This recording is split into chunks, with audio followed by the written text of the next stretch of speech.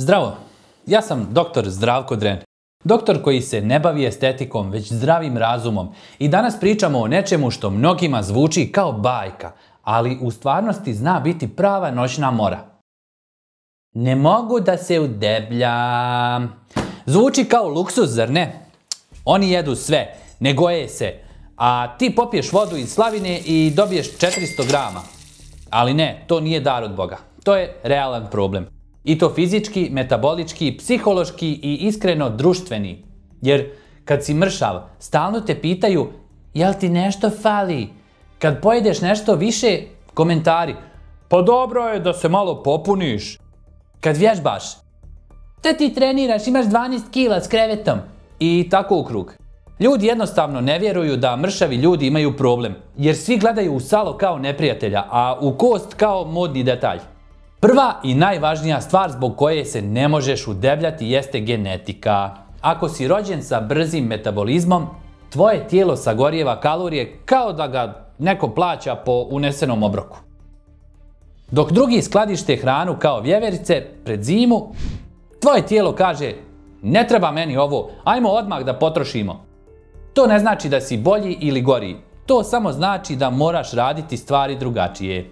Druga stvar je tvoj stil života. Ako si stalno u pokretu, trčiš, radiš, nerviraš se, treniraš, živiš brzo, tvoje tijelo jednostavno nema šansu da zadrži kalorije. Kalorije ulaze, sagorijevaju i nestaju kao plata pred kraj mjeseca. Šta pred kraj mjeseca, odmah na početku mjeseca. Treća stvar je stres i hormoni.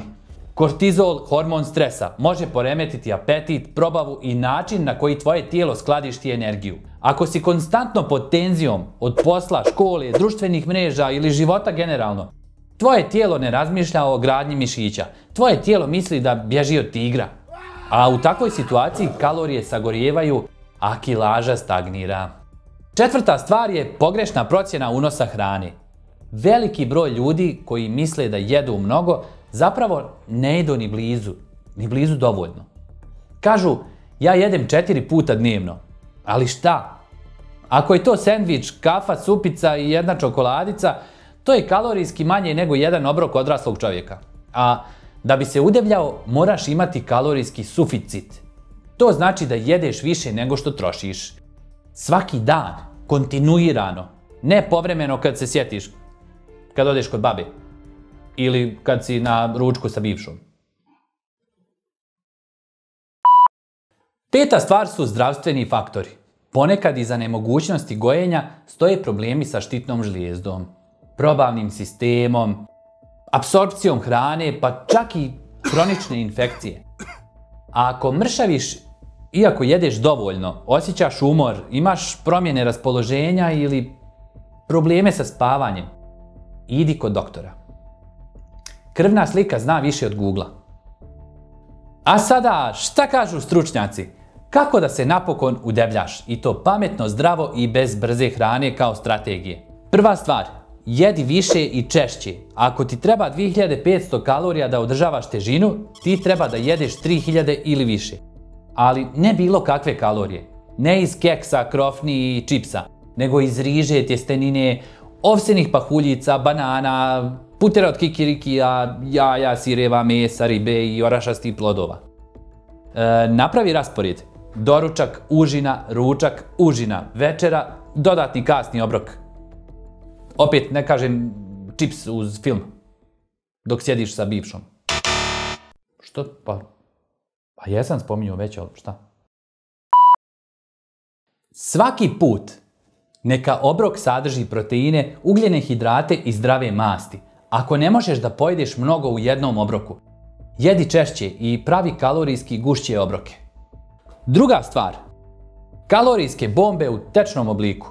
Smutiji, šejkovi, gusti jogurti sa ovsenim pahuljicama, puterom od kikirikija, bananama, jogurtom i proteinima. Tečnost je lakša za konzumaciju. Ne opterećuje stomak, a unosiš više kalorija. Treća stvar, treniraj snagu.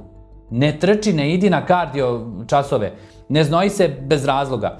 Idi u teretanu, digni nešto teško, gradi mišiće. Zašto? Jer mišići su energetski skupi. Kad ih imaš više, tvoje tijelo troši više, ali i zadržava više. Ti želiš da se udebljaš u mišiće, ne u salo, zar ne? A trening sa opterećenjem šalje poruku tijelu. Treba nam više snage, više mase, više goriva. To je poruka koju tvoje tijelo razumije i poštuje. I onda počneš da jedeš, brate. 4. stvar, spavaj. San je vrijeme kada se tijelo obnavlja, gradi i regeneriše. Bez sna nema oporavka. Bez oporavka nema rasta. Spavaj 7 do 9 sati. Bez kompromisa. 5. stvar, ne odustaj. Gojenje je proces, kao i mršavljenje, samo u obrnutom smjeru. Nema brzih rješenja. Ako misliš da si pojeo dovoljno, pojedi još. Ako misliš da nećeš moći, hoćeš. Ako te svi gledaju čudno jer jedeš 6. put taj dan, pusti ih da gledaju. Kad se popuniš kako treba, ti ćeš gledati njih i nećeš se osvrtati. A sad, hajde da se dotaknemo jedne mračne strane priče o neuspješnom debljanju. Bolesti i paraziti. Da, dobro ste čuli.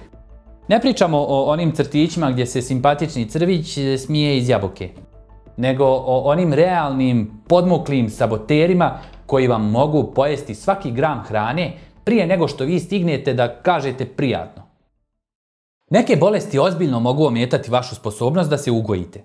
Hronične infekcije, problemi sa štitnom žlijezdom, hipertireoza gdje hormon T3 i T4 jurcaju kroz krv kao na energetskom piću. I autoimune bolesti često ubrzavaju metabolizam do tačke da vaše tijelo troši kalorije kao Tesla baterija na autoputu. Uz to, bolesti probavnog trakta poput celijakije, Hronove bolesti ili sindroma iritabilnog crijeva mogu potpuno sabotirati apsorpciju hranjivih materija. Možete jesti kao da se takmičite na ko će više pojesti u Teksasu, ali ako vaša crijeva ne mogu da iskoriste te kalorije, džaba ste krečili. A paraziti, oni su posebna kategorija. Ti mali freelanceri iz pakla bukvalno rade na vaš račun, a plaćate ih sopstvenim kalorijama. Najpoznatiji zlikovci su pantljičara, Giardia lamblia i slični stanari podstanari koji se zavuku u crijeva i kradu vam hranjive materije. Simptomi: neobjašnjiv gubitak težine, konstantan umor, nadutost i ponekad potpuno bizarne probavne tegobe. I naravno, većina ljudi odmah pomisli da ima brz metabolizam, a zapravo nosi kućnog ljubimca koji nije baš onaj za maženje. Dakle, ako ne možete da se ugojite ni kad jedete više nego prosječan fudbalski tim na banketu, možda nije do genetike ili metabolizma. Možda u vašem tijelu upravo postoji mini hostel za parazite. Ili neka bolest koja vam ubrzava potrošnju kalorija ili remeti apsorpciju. Rješenje: pregledajte se kod ljekara. Uradite osnovne krvne nalaze, hormonski status i testove stolice. Jer nema te čokoladne torte koja će vas spasiti ako vaše tijelo ne može da je iskoristi. Za kraj upamti. Ti ne pokušavaš da postaneš neko drugi.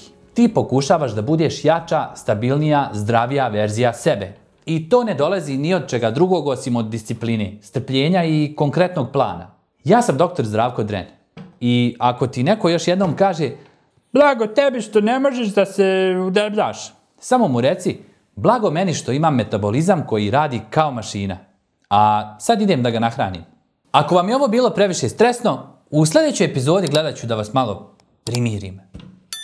Vidimo se.